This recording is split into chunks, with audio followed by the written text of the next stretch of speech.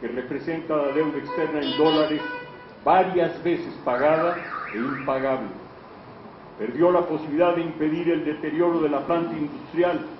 salvo en aquellos casos en que estaba integrada, asociada o subcontratada por las empresas transnacionales. Perdió hasta la posibilidad de conservar la planta industrial de unidades bien conservadas, pues fue obligado a abandonarlas o a dejar que se destruyeran para que las megaempresas transnacionales vendieran plantas nuevas que no hallaban mercado. El gobierno se vio obligado o inclinado a acordar difericiones y reducciones de pago de sus ingresos por impuestos, así como acordar crecientes inversiones en infraestructura, que con cargo al erario público aumentarían la eficiencia, es decir, las ganancias, y disminuirían los costos de las megaempresas. El país entero perdió la capacidad de convertirse en uno de los principales productores de petróleo y derivados del mundo.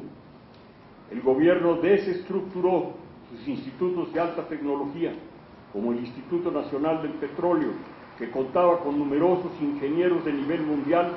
a los que privó de recursos y expulsó velada o abiertamente, mientras contrataba expertos y servicios de monopolios petroleros. Con esas medidas, deliberadamente asfixió a Pemex. No conforme con eso, le hizo pagar tasas de impuestos superiores a 50% de sus ingresos. Desnacionalizó a Pemex y lo sigue desnacionalizando, entre privatizaciones disfrazadas de contratos de servicios con los grandes monopolios petroleros y entre cuantiosas y rentables corrupciones de los líderes obreros con sus grupos de choque. A las pérdidas anteriores añadió la pérdida de la autonomía alimentaria, permitió e incluso alentó la importación de semillas transgénicas mientras echaba abajo los derechos agrarios que la Constitución había reconocido a los campesinos en los años que siguieron a la Revolución Mexicana y sobre todo durante el periodo del general Lázaro Cárdenas. La regulación de la inmigración de los mejores jóvenes, útiles a los empresarios y sectores medios de Estados Unidos, fue fomentada y controlada por Estados Unidos. La negativa de visa sirvió dos propósitos: dejar en la ilegalidad a trabajadores que entraban sin visa y que estaban inhabilitados así para reclamar derechos iguales por trabajos iguales, y no dejar que pasaran la frontera más ilegales de los que su industria y sus servicios necesitaban. Así, el imperio construyó ese otro piso del infierno transnacional, donde el necesario sufrimiento le sigue pareciendo a los ilegales menos malo que el padecido en los pueblos que abandonaron, donde desempleo, hambre, enfermedades amenazan aún más su vida y la de su familia si no los abandonan sucesiva o definitivamente para irse a ganar algo en el norte. La pérdida de la autonomía financiera acompañada del cogobierno que en los hechos impuso el PRIAN o unión del PRI y el PAN fueron poco cuando se piensa que algunas de las medidas fundamentales de la privatización, la desnacionalización y la ocupación de la República Mexicana fueron también votadas por la inmensa mayoría de los diputados y senadores del PRD y de la izquierda institucional, hechos que no se pueden olvidar por resentimiento, sino para pensar bien y para actuar mejor. En el terreno político, la debacle de la supuesta transición democrática empezó cuando el legislativo votó contra los derechos de los pueblos indios, es decir, contra el único camino para encontrar una democracia en un país donde existen y se renuevan las luchas del colonizador y del colonizado. No era otro el camino, ese era. La alianza de todos los partidos del México criollo y mestizo, incluso el que se dice de izquierda, privatizó además la televisión y los medios, armas poderosas de persuasión y educación por las imágenes, los sonidos, las palabras y las sinrazones que los medios privatizados voltearon contra sus generosos adversarios, a los que hoy atacan con furor. La pérdida del poder financiero y la sujeción implícita o explícita de todos los partidos políticos significó la muerte por asfixia de la educación en todos sus niveles. El Poli, Chapingo, las normales rurales, la UNAM y más de 30 universidades públicas sufrieron y están amenazadas de sufrir aún más recortes de presupuesto, mutilaciones de planes de estudio, acosos de grupos de choque, cercos de narcomenudeo, sindicalismo gangsteril en muchos casos, encargado de enseñar con el ejemplo que la corrupción y la tranza son el mejor camino del éxito. Con tan notables principios se dieron los elementos para formar nuevas generaciones de mexicanos funcionalmente analfabetos, moral e intelectualmente débiles, muchos de ellos drogados o autodestruidos en su ética y en su capacidad de comprender y de amar, víctimas de una nueva personalidad festejada por la televisión, en la que destacan los consumidores babosos que se azoran de los bajos precios y la alta calidad de las mercancías, mientras dan saltos de felicidad por las bondades del mercado.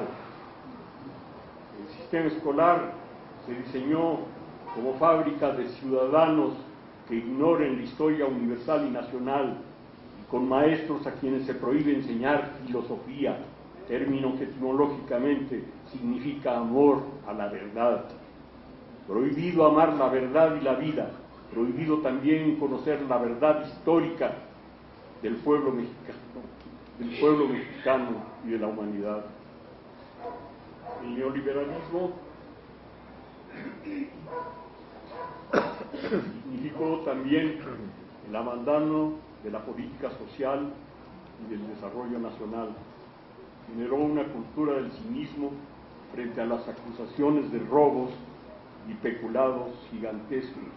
un a mí me vale frente a las críticas y las protestas fundadas, razonadas, incluso de altos funcionarios oficiales. Practicó la violencia en el uso de la razón, la violencia en la interpretación y aplicación del derecho, la falta de respeto a las garantías individuales, la fingida guerra contra la corrupción y en una supuesta guerra contra el narcotráfico que hizo sus principales víctimas entre civiles, niños, mujeres, jóvenes y viejos, sobre todo cuando eran pobres o medio pobres. Al mismo tiempo, la escenificación de la guerra sembró el espanto, dejó fuera de foco a los verdaderos beneficiarios encargados del lavado de dinero billonario del narcotráfico. Estos siguieron cómodamente instalados en los segundos pisos de los grandes bancos y en sus sucursales en Islas Caimán, Luxemburgo, Suiza, hechos todos que no solo han denunciado las fuerzas de oposición o las organizaciones de la sociedad civil, sino los propios servicios de información del gobierno de Estados Unidos, el Banco Mundial, el Fondo Monetario Internacional. Al usar semejantes políticas, alentadas por las fuerzas de un imperialismo que se reserva el derecho de criticar y enjuiciar a sus aliados y subordinados, los gobernantes liberales de México sentaron las bases de un Estado fallido y también los de un Estado canalla, que es la terminología que emplean. La violación permanente del derecho por el Ejecutivo, el Legislativo y el Judicial, la violación del derecho positivo, del derecho natural, de los derechos humanos y las libertades democráticas, no se diga ya de los derechos sociales, la aplicación del derecho para legitimar las acciones delictuosas de los amigos y bandidos y para criminalizar la información y la crítica a través de los medios, se convierte en el estilo neoliberal de gobernar de una llamada democracia consociativa, cuyos soberanos del imperio mañana aplicarán el garrote a quienes hoy corrompen con la zanahoria, medida que tomarán en México como la han tomado en Irak, en Afganistán y en muchos otros países, cuando sus socios avasallados y entrenados ya no les sirven, cuando ya no les sirven para continuar la expansión de su poder y sus mercados. Por lo pronto, el imperio los prepara con base en los manuales de la política y la guerra de baja intensidad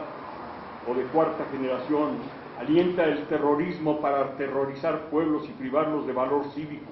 de comunicaciones, de informaciones, de organizaciones, arma